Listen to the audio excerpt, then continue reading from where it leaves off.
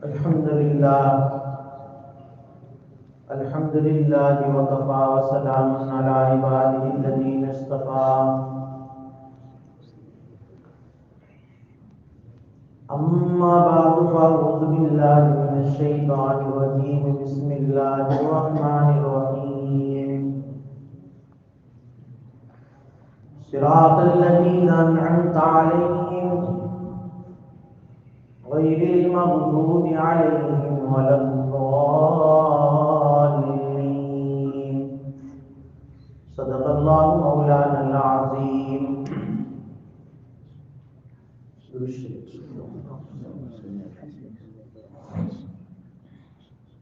واجب الاحترام بزرگوں، سورہ فاتحہ جو روزانہ رمضان کی شروع میں پڑھنے کی جو تعلیم اور تلقین ہے، اس میں ایک دعا یہ بھی ہے کہ اللہ ان لوگوں کا راستہ ہمیں بتا جس پر آپ نے انعام کرنا، ان لوگوں کا راستہ ہمیں نہ بتا جس پر تیرا غضب نازل ہوا اور جو راہ سے بھٹک گئے یعنی گمراہ ہو گئے.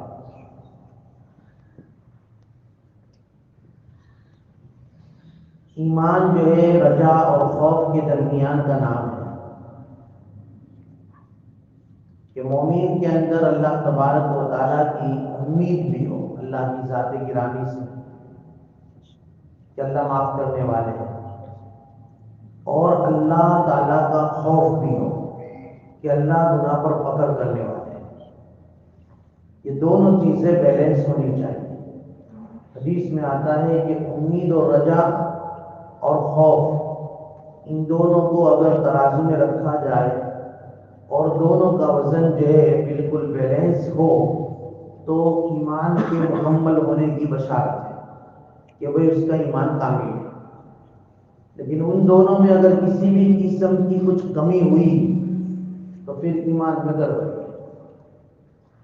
تو یہ جو دعا ہے نا، صراط الذین انعمت علیہم، جو اللہ تعالیٰ سے ہم مانگتے ہیں کہ اللہ ہمیں ان لوگوں کا راستہ بتائیے جس پر آپ نے انعام فرمایا ہے، یہ اللہ تبارک و تعالیٰ کی ذات گرامی سے امید اور رجا کا پہلو غالب ہونے والی دعا ہے کہ اللہ ان لوگوں کے راستے پر ہی چلاتے رہے تاکہ تیرے منعم علیہ بندوں کے ان نقش قدم پر ہم چل سکیں جس پر تو نے انعام کیا، اور پھر ان منعم علیہ لوگوں نے تیرا شکر ادا کیا.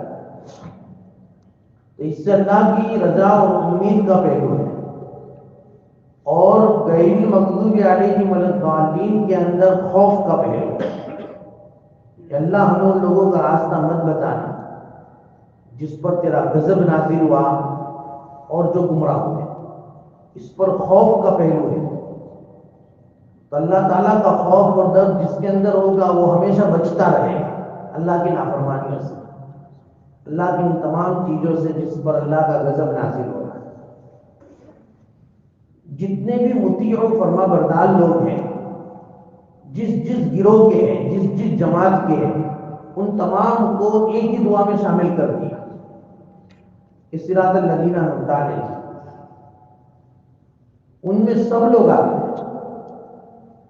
اور جو نافرمان ہیں ان کو دو گروہ میں تقسیم کیا کہ جو دونوں الگ الگ ہیں. ایک نافرمان قوم اور جماعت وہ ہے جن پر اللہ کا غضب نازل ہوا ہے، اور ایک نافرمان وہ لوگ ہیں جو راہ سے بھٹک گئے. دونوں کا الگ الگ جو ہے حکم ہے. مغضوب علیہم سے مراد جو ہے وہ یہودی ہے، اور ضالین سے مراد جو ہے وہ نصارہ ہے. اور یہودی اور نصارہ یہ دو قوم ہیں. ان دو قوموں میں سب سے زیادہ غضب اور لعنت کی مستحق جو قوم ہے وہ یہودی ہے، جو اپنے راستے سے بھٹک گئے. اور یہودی کے اوپر غضب کیوں آیا؟ کیونکہ انہوں نے اللہ تعالیٰ کی نافرمانی بھی کی اور غلو کیا، حد سے تجاوز کیا. انبیاء کے ساتھ انہوں نے ان کا سلوک، ان کا رویہ صحیح نہیں رکھا. ان ان کی تعظیم، ان کا احترام تو کیا کرتے بلکہ ان کے ساتھ بدسلوکی کا معاملہ کیا، یہاں تک کہ انبیاء کے قتل کرنے کے اوپر درپیار ہے، قتل بھی کر دیے کتنے انبیاء کو۔ اور نصارہ نے جو عمل تو کرتے تھے، ان کے اندر عمل کرنے والے، ان کے اندر اللہ سے ڈرنے والے زیادہ حضرات تھے، لیکن علم میں کمی تھی، عقائد میں گڑبڑی کر دی، اس لیے وہ راہ سے بھٹک گئے۔ انہوں نے انبیاء کی تعظیم میں اتنا غلو کیا کہ ان کو اللہ کے برابر قرار دے دیا۔ یہ میں نے بات بتائی ہے، لیکن پھر سبق دوہرا تاکہ ہم کو استحضار رہے کہ جو ہم سورہ فاتحہ پڑھ رہے ہیں اس میں کیا مضامین ہیں اور کیا دعائیں ہیں، وہ دعاؤں میں کیا کیا جو ہے نکات ہیں۔ تو یہ جو ہے انبیاء میں انہوں نے ان کی تعظیم میں، عظمت میں غلو اتنا کیا کہ نبی کو اللہ بنا دیا، اللہ کا بیٹا قرار دے دیا۔ تو علم اور عقائد سے بھٹک گئے، اس لیے گمراہ ہو گئے۔ اور دونوں میں سب سے زیادہ خطرناک جو ہے وہ یہودی ہے۔ نصارہ بھی خطرناک ہے لیکن ان سے کم درجے، ان کے اندر تھوڑی بھی اسلام کی اہمیت، ان کے اندر تھوڑی بھی اسلام کی ہمدردی ہے۔ قرآن میں ہے کہ لَتَجِدَنَّ أَقْرَبَهُمْ مَوَدَّةً لِلَّذِينَ آمَنُوا الَّذِينَ قَالُوا إِنَّا نَصَارَىٰ۔ یہ جو نصارہ لوگ ہیں، ان ابھی آپ ان کو پاؤ گے کہ ان کے اندر جو ہے مودت اور محبت ہے، جو قریب کرنے والی ہے، ان کے اندر ہمدردی بھی ہے۔ اسی لیے تو نبی کریم صلی اللہ علیہ وسلم کے زمانے میں آپ علیہ الصلوۃ والسلام پر جب مکہ مکرمہ کے اندر ظلم و ستم کفار کی طرف سے آیا اور بہت زیادہ، اللہ کے نبی صلی اللہ علیہ وسلم نے جو ماننے والے تھے ان کو کہاں بھیجا؟ ملک حبشہ، حبشہ بھیجا تھا۔ حبشہ میں جو حکمران کرنے والا جو تھا شاہ حبشہ، وہ نصارہ تھا، نصرانی تھا۔ اس لیے اللہ کے نبی صلی اللہ علیہ وسلم نے 2 وفد بھیجے، حضرت جعفر بن جو ہے طیار ان کو بھیجا تھا، پھر عبد المطلب کو ان کا ایک وفد گیا تھا، ایک دوسرے حضرات کا بھی وفد گیا تھا، اور وہاں پر رہنے کے لیے گئے تھے، انہوں نے ان کو پناہ دی تھی۔ کافی لوگ چاہتے نہیں تھے کہ مسلمان کہیں بھی جگہ پر چین و سکون سے رہے۔ ان کو پتا چلا کہ یہ مسلمانوں کی ایک جماعت حبشہ گئی ہے، تو ان کفار نے بہت سارا ہدیہ وہ شاہ حبشہ کو بھیجا، اور ہدیہ بھیج کر ایک پیغام یہ بھیجا کہ دیکھو یہ مسلمان جو آئے ہوئے ہیں نا، یہ انہوں نے اپنے عقیدے کو بگاڑ دیا ہے، بدل دیا ہے، اور بہت سارا جو ہے زہر یہاں بھی پھیلائے، اور آپ کے شہر میں بھی، ملک میں بھی، کنٹری میں بھی اس طرح کے عقائد کو پھیلائیں گے، اس سے آپ ان کو ہمارے حوالے کر دو، یہ ہماری طرف سے کچھ نذرانہ ہے۔ الانسان عبد الاحسان، انسان احسان کا غلام ہو جاتا ہے، غلام احسان کر دو پھر وہ جو ہے اس کے تابع بن جاتا ہے۔ شاہ حبشہ ایک ہوشیار، ایک سمجھدار جو ہے بادشاہ تھا، ہدیہ قبول کرنے سے پہلے تحقیق کی کہ بھئی یہ جو آنے والے لوگ ہیں یہ کون ہیں، اور جو یہاں ہمارے پاس آئے ہیں وہ کون ہیں، ان کے کیا عقائد ہیں، کیا نظریات ہیں، ان کو بلا کر پوچھا جائے۔ پھر ان کو بلایا گیا، ان کے سامنے جو مکالمہ ہوئے، اور حضرت جعفر رضی اللہ تعالیٰ عنہ نے، حضرت سلمان نے، اور جو انہوں نے جو سوالاتوں کے جوابات دیے، قرآن پڑھ کر جو سنایا، شاید سب بہت امپریس ہوا، متاثر ہوا، اور کفار کا جو ہے وہ ہدیہ ان کو واپس کر دیا کہ جاؤ بھائی یہ تو یہیں پر رہیں گے۔ نصرانی تھا نا، تھوڑی مناسبت تھی قرآن اور قرآن کے مضامین کو، اور ان کی انجیل جو تھی اس میں جو بشارتیں تھیں نبی کریم صلی اللہ علیہ وسلم کی، وہ صفات، وہ ساری خوبیاں اس کو معلوم تھی، اور وہی خوبیاں انہوں نے بیان کی اللہ کے نبی کی صفات کو، تو سمجھ گئے کہ یہ وہی نبی ہے کہ جس کی بشارت ہماری انجیل میں بھی موجود ہے۔ اس لیے انہوں نے ان کا خیر مقدم کیا، بہت زیادہ احترام کیا، عزتیں کی، ان کو رکھا۔ پھر اللہ کے نبی صلی اللہ علیہ وسلم جب مکہ سے مدینہ گئے تھے اور مدینہ منورہ میں آپ علیہ الصلوۃ والسلام گئے، سب مکہ والے ہجرت کر کے گئے تھے، حبشہ والے بھی جو ہجرت کر کے گئے تھے مکہ سے، انہوں نے بھی سوچا کہ ہم بھی مکہ یہ مدینہ منورہ ہجرت کر کے چلے جائیں۔ لہذا شاہ حفصہ سے انہوں نے درخواست بھی رکھی کہ اب دیکھو مدینہ منورہ اللہ کے نبی پہنچ چکے، آپ کی پرمیشن اجازت ہو تو ہم بھی مدینہ چلے جائیں، ہم کو مدینہ جانا ہے۔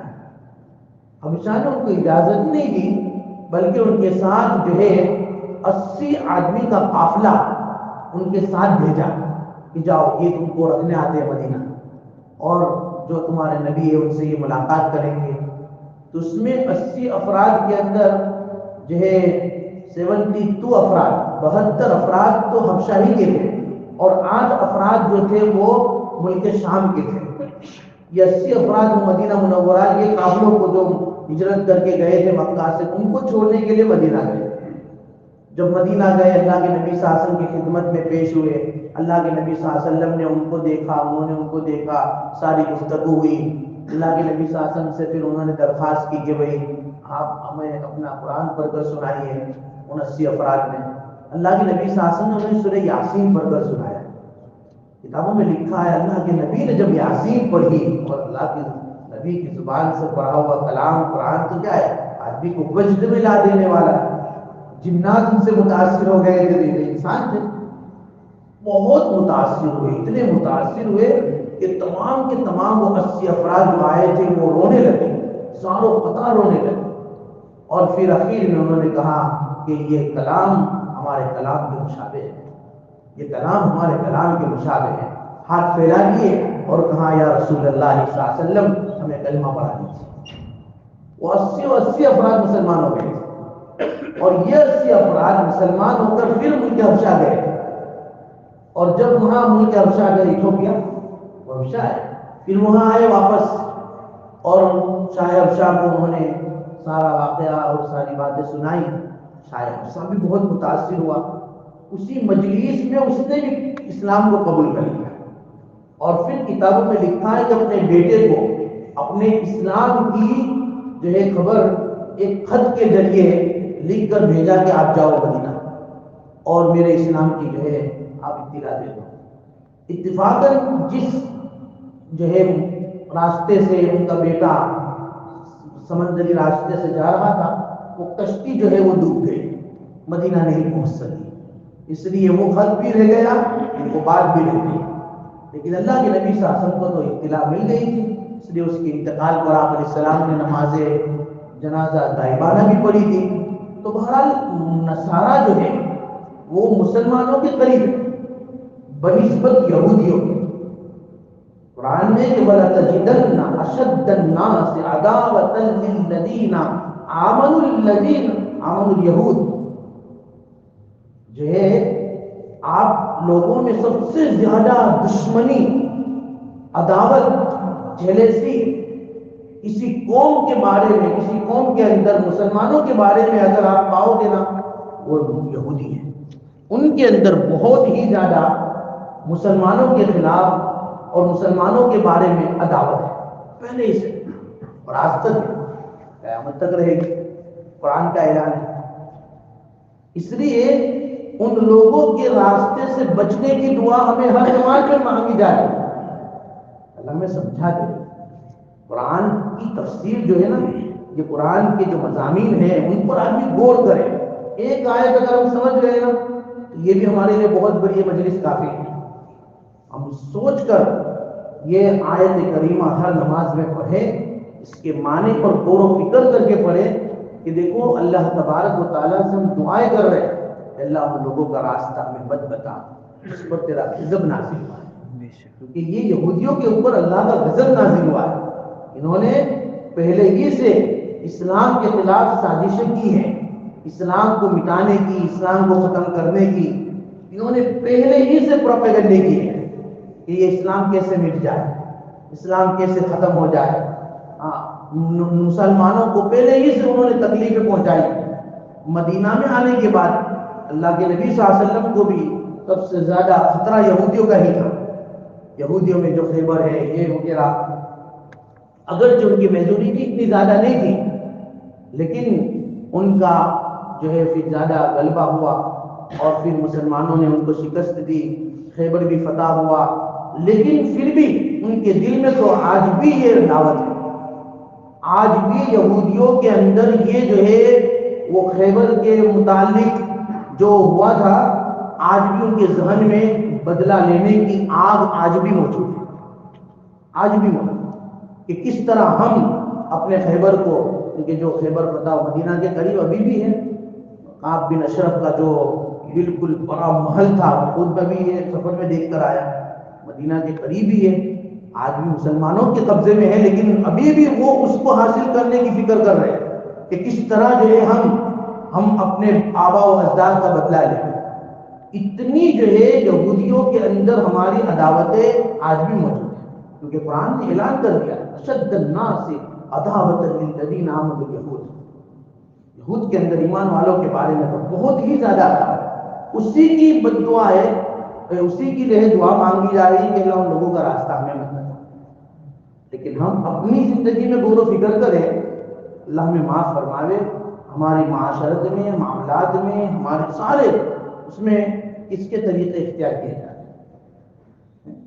یہود و نصارہ کے طریقے ہمارے اندر ہے. اسی لیے آج مفسرین نے لکھا ہے کہ بھائی نصارہ مسلمانوں کے بارے میں اگرچہ یہود کے مقابلے میں عداوت نہیں ہے، لیکن بہرحال ابھی تو فی الحال دونوں فرقے ایک ہو گئے. بہرحال نصارہ کے اندر مودت محبت ہے، لیکن اس کا مطلب یہ نہیں ہے کہ وہ ہمارے دوست ہیں. دشمن تو وہ بھی ہے، ایک پکا دشمن ہوتا ہے، ایک کچا دشمن ہوتا ہے، لیکن دشمن تو بہرحال دونوں ہیں.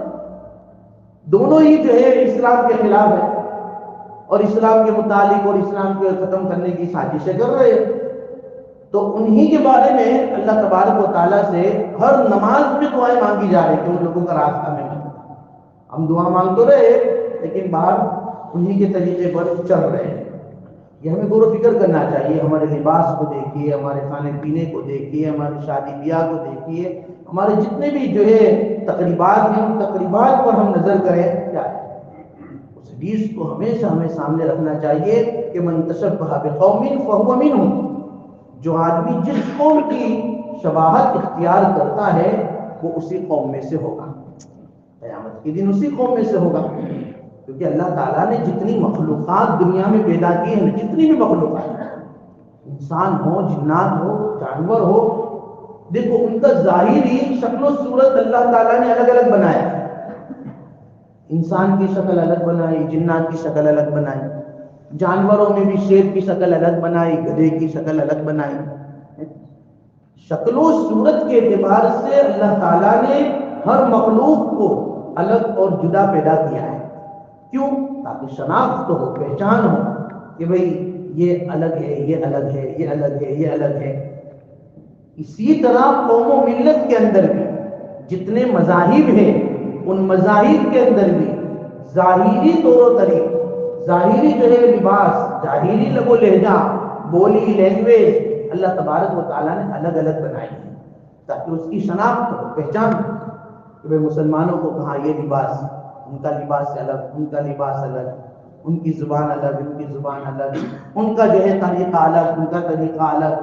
اب تم جو ہے اپنے طریق، اپنے جو ہے جو تہذیب ہے جو اللہ کے نبی نے ہم کو دی ہے، شریعت نے دی ہے، قرآن حدیث نے دی ہے، اس سے ہٹ کر دوسروں کے تہذیب کو، طریقے کو اگر ہم اپناویں تو پھر یہ ہمارے لیے نقصان کا باعث ہے، نقصان کا باعث ہے. جب بھی اس لیے انسان غور و فکر کرے کہ میں اپنے اندر دیکھوں کہ کیا ہے.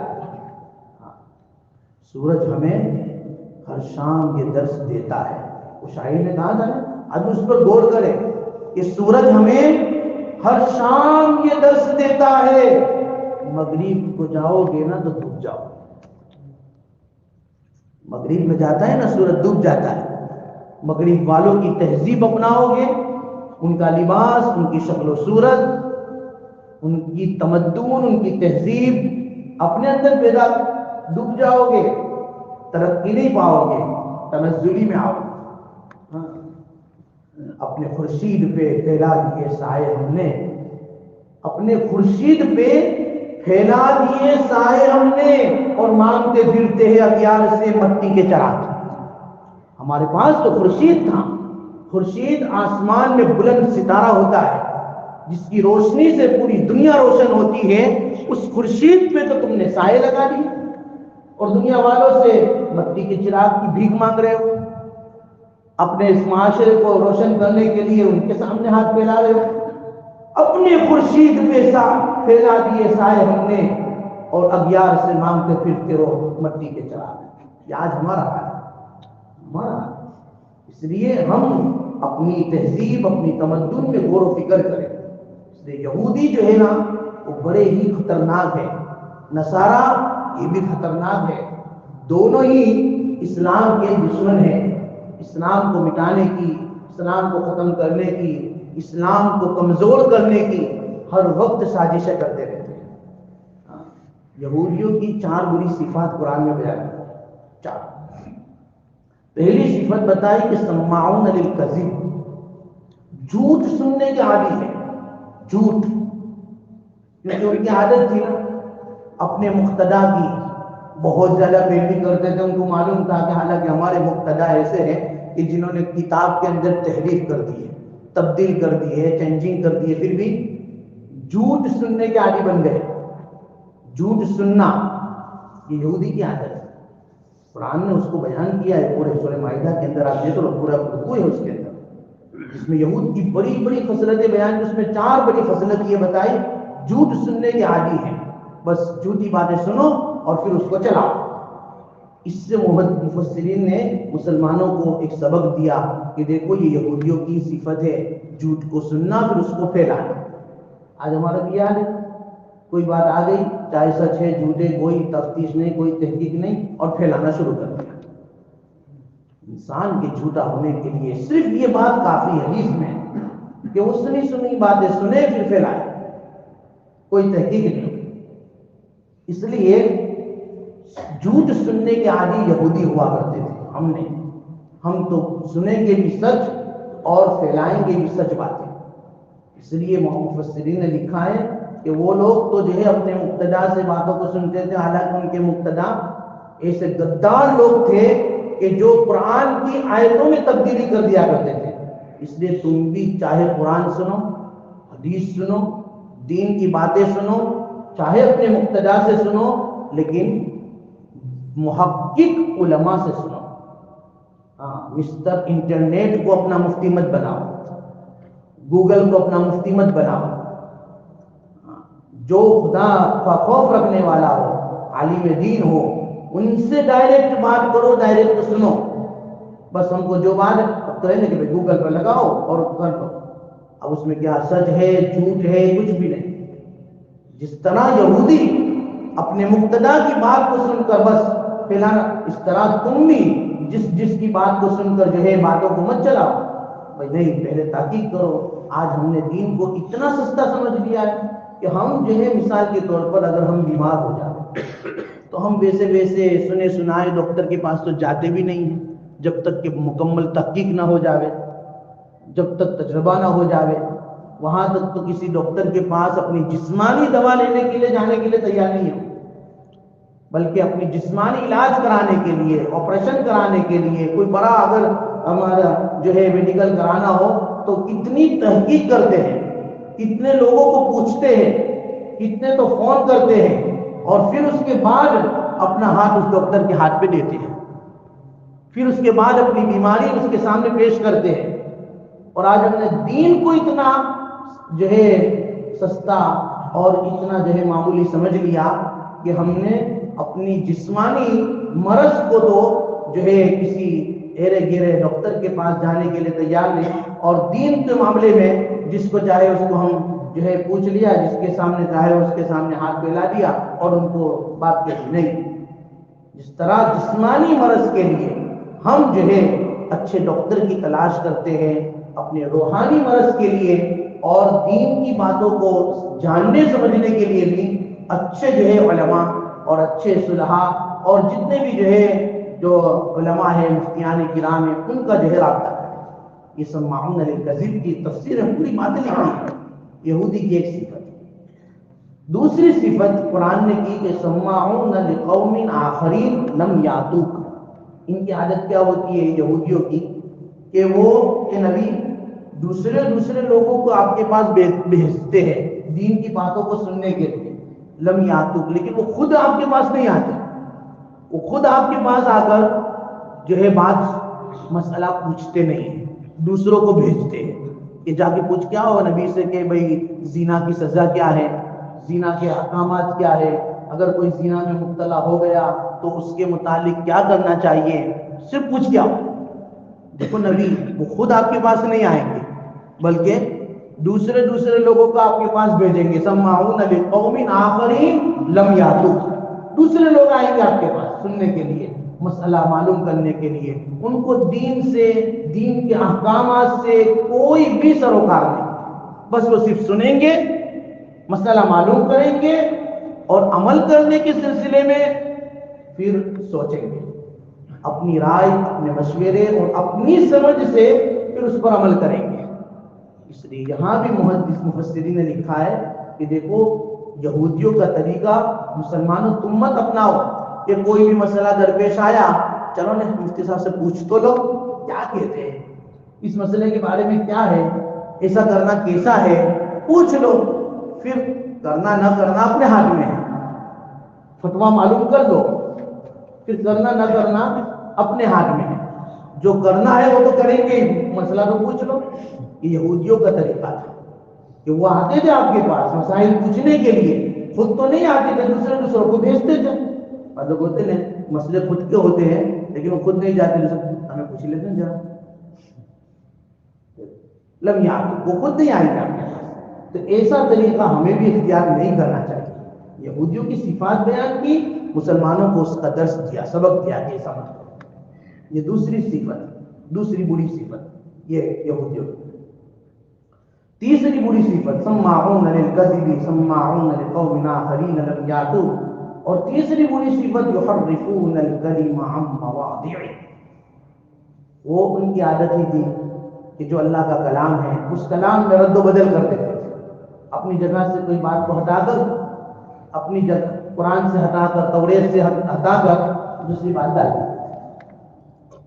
تم تو ایسا کر نہیں سکو گے، مسلمانوں کو کہا یہ تمہیں کرنے کی اجازت نہیں ہے، بلکہ اگر اجازت تو نہیں ہے لیکن اگر تم کرنا بھی چاہو گے نا تو اس سلسلے میں تو تم ناکام رہو گے، کیونکہ انا نحن نزلنا الذکر و انا لہ لحافظون، اللہ نے اخیری کتاب کو تو اپنے پاس محفوظ کیا ہے اور ذمہ داری اپنے اوپر لے لی ہے کہ بھئی ہم نے قرآن کو اتارا ہے اور قرآن کی حفاظت ہم خود کریں گے۔ اب دنیا کا کوئی بھی مائی کلال ایسا نہیں ہے کہ قرآن کے اندر زبر زیر کی بھی جو ہے چینجنگ اور تبدیلی کر دے، یہ تو تم نہیں کر سکو، لیکن یہ لوگ کرتے ہیں، یہودی لوگ کرتے ہیں کہ وہ کلام سے دوسری جگہ اپنے کلام سے بات نکالی اپنی طرف سے رکھ دی۔ اور ایسے بہت سارے واقعات ہیں زنا کے سلسلے میں، غریب لوگ کرتے تھے تو ان کو سزا دیتے تھے اور مالدار کرتے تھے تو ان سے جو ہے باتیں بنا کر ان کو بچا لیتے تھے، اس طرح جو ہے وہ کام کرتے تھے۔ اللہ تعالیٰ نے کہا کہ دیکھو ایسا نہیں، شریعت ہر ایک کے لیے ہے، غریب ہو، مالدار ہو، کالا ہو، گورا ہو، شہری ہو، دیہاتی ہو، سب کے لیے شریعت برابر۔ چوتھی بری صفت اقالون للسحت، بری صفت یہود کی یہ ہے کہ وہ سحت کھاتے ہیں۔ سحت کا اصل معنی ہوتا ہے جڑ سے کسی چیز کو اکھاڑ دینا، اس کا معنی مفسرین نے لکھا ہے رشوت کھانا، یہ رشوت کھانے والے ہیں۔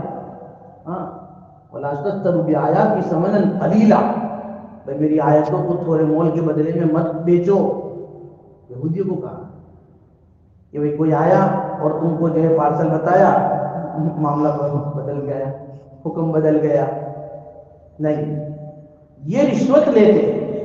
رشوت بہت بری چیز ہے، بہت بری چیز، اور رشوت کے بہت سارے معنی اللہ کے نبی صلی اللہ علیہ وسلم نے فرمایا راشی والمرتشی کلاہما فی النار، رشوت لینے والا بھی رشوت دینے والا بھی دونوں جہنم میں، دونوں جہنم میں جائیں۔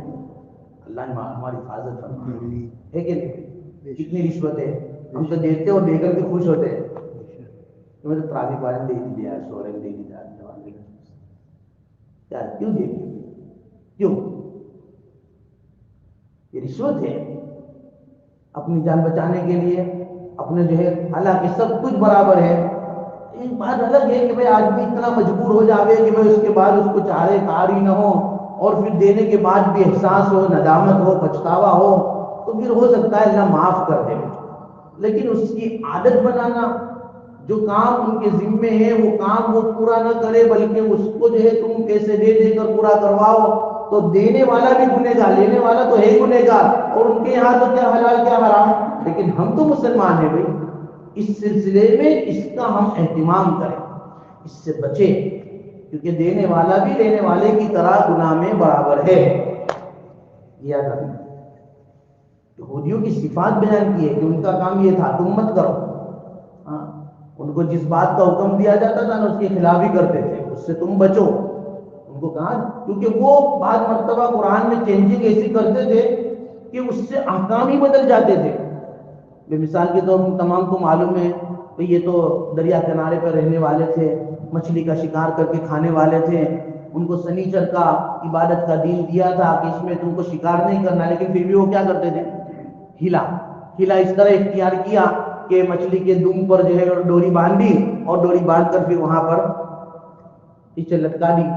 تو وہ جو ہے بیچاری مچھلی بھاگنا بھی چاہے تو نہیں بھاگ سکتی تھی، تو سنیچر کو تو دم باندھ کر رکھ دیتے تھے، اور اتوار کو پھر وہ دم کھینچ کر پھر مچھلی کھا لیتے تھے. پہلے تو انہوں نے ایسے ہیلے کیے قرآن میں، اور ہیلے کر کے سنیچر کو انہوں نے مچھلی کا شکار کی ہے. حالانکہ کیے نہیں، لیکن اس طرح ہیلا کر کے پھر اتوار کو مچھلی آ گئی، جال بچھا دیا اور پھر کھینچا نہیں، پھر اتوار کو کھینچ لیا اور پھر مچھلیاں کھانے لگے. پہلے ہیلے کرنے لگے. پھر جب آدمی جو ہے کہتے نا وہ کہ بھئی دھیرے دھیرے آدمی گناہ کرتا ہے، پھر گناہ سے پھر حرام کی طرف چلا جاتا ہے. حرام کی طرف کیسے چلے گئے کہ سنیچر کے دن پھر باقاعدہ شکار کرنے لگ گئے. تو پھر ان میں جو نصارہ میں بھی کچھ تھے، بھئی علماء تھے، صلحاء تھے، اللہ سے ڈرنے والے تھے، اس لیے ان کو مسلمانوں کے قریب کیوں کہا قرآن میں؟ ذالک بأن منہم قسیسین ورہبان وانہم لا یستکبرون. ان نصارہ کے اندر بہت سارے، ان میں سے اکثر لوگ ایسے ہیں جو قسیسین ہیں، علماء ہیں، رہبان ہیں، خدا سے ڈرنے والے ہیں، ان میں متواضع لوگ ہیں، تکبر ان میں نہیں ہے. ایسے لوگ ان میں اکثر زیادہ ہے، اس لیے یہ مسلمانوں کے قریب ہے. تو ان نصارہ میں جو علماء تھے، صلحاء تھے، خدا سے ڈرنے والے تھے، انہوں نے اپنی قوم کا جب یہ رویہ دیکھا کہ یار یہ تو اس طرح کرنے لگے. پہلے تو ہیلے کرتے تھے، چلو ہیلے بھی ڈھیلے ہوتے ہیں، لیکن بہرحال ہیلے تھے، اب تو باقاعدہ کھلے عام شکار ہو رہا ہے. یہ تو اللہ کی کھلی نافرمانی ہے. پہلے تو چھپ چھپ کر جو ہے وہ ترقی پیچھے سے آتی تھی، اب تو کھلے عام آ رہی ہے. کیا ہے بھائی؟ حرام حرام ہے. تو وہ جو صلحاء تھے وہ ڈرنے لگے. انہوں نے کہا بھائی دیکھو یہ تم غلط کر رہے ہو، تم ادھر چلے جاؤ. تو اب ہمارا علاقہ الگ، تمہارا علاقہ الگ. نیک لوگوں کا علاقہ الگ ہو گیا اور یہ گنہگاروں کا علاقہ الگ ہو گیا. انہوں نے پارٹیشن کر دیا کہ بھائی تم ہمارے ساتھ مت رہو، تم حرام کاری کر رہے ہو، خدا کی نافرمانی کھلے عام کر رہے ہو. اب تو کھلے عام کر رہے ہو، پہلے تو ہیلا بازی کرتے تھے، اب تو کھلے عام کر رہے ہو. اب تم ہمارے ساتھ مت رہو، ادھر چلے جاؤ. ادھر وہ الگ ہو گئی، الگ ہو گئی. کتابوں میں لکھا ہے کچھ دنوں تک یہ علماء صلحاء الگ رہے، کچھ دنوں تک یہ نافرمان الگ رہے. وہ جو صلحاء علماء تھے انہوں نے دیکھا کہ یار کچھ دنوں سے آوازیں نہیں آ رہی ہیں بستی میں. بھائی قریب بستی میں ہو تو آواز تو آوے، یہ آوازیں کیوں نہیں آ رہی ہے یار؟ یہ بہت خاموش بستی ہو گئی. چلو ہم کو معائنہ کرنا چاہیے، جانا چاہیے دیکھنے کے لیے. تو یہ جو لوگ تھے جو اللہ سے ڈرنے والے تھے، حرام سے بچنے والے تھے، جب ان کی بستی میں گئے تو دیکھا سب بندر اور خنزیر بن گئے تھے. اللہ نے ان کی جو ہے چہرے کو مسخ کر دیا تھا ان کی نافرمانی کی وجہ سے. ساروں کے چہرے بندر کی طرح، خنزیر کی طرح ہو گئے تھے. ان کو اکھا چنجی کر دیا، انسانوں کی آواز ہی ختم ہو گئی. اچھا ان میں جو جن کو وہ پہچانتے تھے، ان کے قریب آتے تھے، ان کو دیکھ کر روتے تھے لیکن بول نہیں سکتے تھے. ان کی چہرے کی رنگت بدل دی گئی تھی، ان کے چہرے کو مسخ کر دیا گیا تھا ان کے گناہوں کی وجہ سے. اللہ نے پورا چینجنگ کر دیا. اس لیے عبداللہ ابن عباس غالباً انہوں نے نبی کریم صلی اللہ علیہ وسلم سے پوچھا کہ اللہ کے نبی ابھی جو بندر ہے یہ کیا انہی کی نسل میں سے؟ ابھی جو خنزیر ہے یہ انہی کی جو ہے نسل اور اولاد میں سے ہے؟ اللہ کے نبی صلی اللہ علیہ وسلم فرمایا نہیں، یہ ان کے اولاد میں سے نہیں ہے۔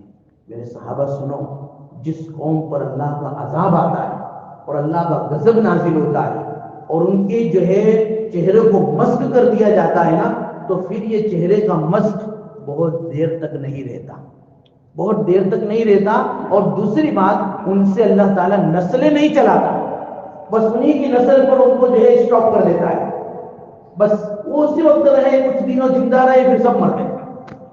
اللہ ان کی نسل کو چلاتا نہیں ہے۔ ایسے لوگوں کی نسل کو اللہ کیوں چلائے جو اللہ کے نافرمان ہو؟ اللہ تعالیٰ پہلے تو لوگوں کو دکھانے کے لیے، عبرت کے لیے کیا کرتے ہیں؟ چہرے مسک کر دیتے ہیں اور پھر جو ہے ان کی نسل کو ہی ختم کر دیتے ہیں۔ یہ ان کی نسل میں سے نہیں ہے، اللہ کے نبی صلی اللہ علیہ وسلم نے منع فرمایا۔ تو کہتے ہیں کہ یہ تو یہی پہلا یہودی تھا، ایک پہلا نصران، نہیں، ایسا نہیں ہے، اللہ کے نبی صلی اللہ علیہ وسلم نے منع فرما دیا۔ تو بہرحال اللہ کا غضب، اللہ تبارک و تعالیٰ کی نافرمانی پر خدا کا جو عذاب ہے نا، فَيُسْحِقَكُمْ بِعَذَابٍ، عذاب جو آتا ہے نا پھر جڑ کو ختم کر دیتا ہے، ہاں ان کا استئصال کر دیتا ہے اللہ تعالیٰ۔ یہ قرآن کریم میں اللہ تعالیٰ نے یہ عذاب کے تذکرے کر کے ہم کو ڈرایا ہے کہ اللہ کے عذاب سے بچو، اللہ کے غضب سے بچو، اللہ کی نافرمانی سے بچو۔ اگر تم نافرمانی کرتے رہو گے نا تو پھر دیکھو یہ حال ہوگا۔ اللہ تعالیٰ ہماری حفاظت فرمائے۔ تو بہرحال یہ جو ہے آیت کو اس طرح سمجھے، اس لیے یہودی کا مقابلہ کرنے کے لیے اصل بات تو بایزید بستامی کی مجھے سنانی تھی کہ بایزید بستامی رحمۃ اللہ علیہ نے وہ یہودیوں کا جو مقابلہ کیا تھا اور یہودیوں کے ساتھ جو مناظرہ کیا تھا، اور پھر اللہ تعالیٰ کی طرف سے ان پر الہام آیا تھا اور وہ ان کی مجلس میں پہنچے تھے اور انہوں نے کھڑی جب سنائی تھی، کچھ سوال جواب میں نے جس کا بھی سنائے تھے، انشاءاللہ وہ واقعہ پورا کریں گے آئندہ اتوار کو۔ اللہ تعالیٰ ہمیں بھی سننے سے زیادہ عمل کی توفیق عطا۔ بسم اللہ الرحمن الرحیم، الحمد للہ رب العالمین، والعاقبۃ للمتقین، والصلاۃ والسلام علی سید الانبیاء والمرسلین۔ اللهم لك الحمد كما انت اهل، فصل وسلم على سيدنا محمد كما انت اهل، وافعل بنا ما انت اهل، فانك اهل التقوى واهل المغفرة۔ اللهم ربنا آتنا في الدنيا حسنة وفي الآخرة حسنة وقنا عذاب النار۔ اللهم ربنا لا تزغ قلوبنا بعد إذ هديتنا وهب لنا من لدنك رحمة إنك أنت الوهاب۔ اللهم إنا نسألك الصحة والعفة والأمانة وحسن الخلق والرضا بالقدر۔ اے اللہ ہمارے گناہوں کو معاف فرما، خطا و صدر کو زر فرما، سیئات کو حسنات سے بدل فرما۔ پیارے اللہ ہماری تمام کوتاہیوں کو معاف فرما۔ اے اللہ غیروں کی مشابہت سے اے اللہ بچنے کی توفیق عطا فرما۔ پیارے نبی کی مشابہت اختیار کرنے کی توفیق نصیب فرما۔ پیارے نبی کا حلیہ اے اللہ اپنا حلیہ بنانے کی ہمیں سعادت عطا فرما۔ آپ کا لباس ہمیں پہننے کی توفیق نصیب فرما۔ آپ کا چال، آپ کی ڈھال، آپ کا کھانا، آپ کا پینا، آپ کا چلنا، آپ کا بیٹھنا، آپ کا سونا، اے اللہ ہر عادت اور ہر طریقہ اے اللہ ہمیں اپنانے کی توفیق نصیب فرما۔ اے اللہ ہمیں اپنانے کی توفیق عطا فرما، گناہوں سے نفرت پیدا فرما، اطاعت کا شوق پیدا فرما، بیٹھنے کو قبول فرما۔ اے اللہ بیٹھنے کو قبول فرما۔ اے اللہ جائز مقاصد کو پورا فرما۔ اے اللہ جائز مقاصد کو پورا فرما۔ اے اللہ پیارے نبی نے جو دعائیں بتائی ہے ان دعاؤں کا اے اللہ اہتمام کرنے کی بھی ہمیں توفیق نصیب فرما۔ اور جتنی بھی دعائیں اللہ پیارے نبی نے اپنی حیات مبارکہ میں شب و روز میں اے اللہ آپ سے مانگی ہے، اے اللہ وہ ساری دعائیں ہمارے حق میں اور پوری امت کے حق میں قبول فرما۔ اے اللہ قبول فرما اور وہ ساری دعائیں اے اللہ ہمیں بھی نصیب فرما۔ اے اللہ ساری خیر ہمیں نصیب فرما۔ اے اللہ جتنی بھی شر سے پناہ چاہیے ان سے ہمیں پناہ عطا فرما۔ اللہم ربنا تقبل منا انک انت السمیع العلیم وتب علینا انک انت التواب الرحیم۔ صلی اللہ تعالی علی خیر خلقہ محمد وآلہ واصحابہ اجمعین۔